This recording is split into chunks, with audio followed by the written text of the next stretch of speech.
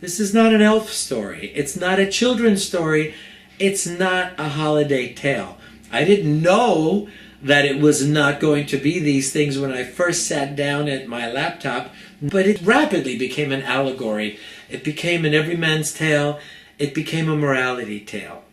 Eric Cooter, who very graciously invited me on his podcast, said that he's been told by other authors that there are authors in search of a story, but occasionally there is a story in search of an author. That's what it felt like with me. There was a point in time where I sort of just sat back and said, okay, tell me what happens next. And a dialogue would begin with this voice in my head, this alter ego inside me. And more often than not, the alter ego won.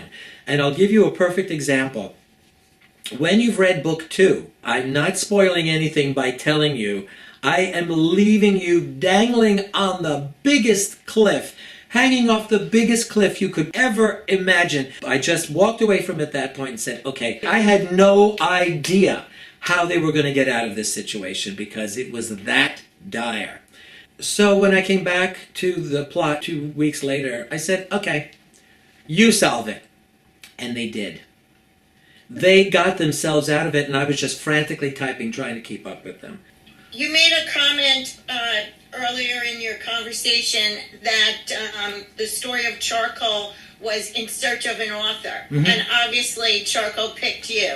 So what do you think about you caused Charcoal to pick you? Wow. Or okay.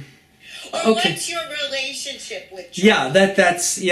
Charcoal is a part of my brain that sort of took on a separate identity.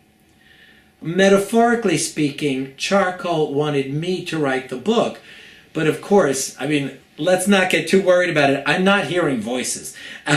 Not yet, anyway. Is there an elf in your life? Visit charcoaltheelf.com now.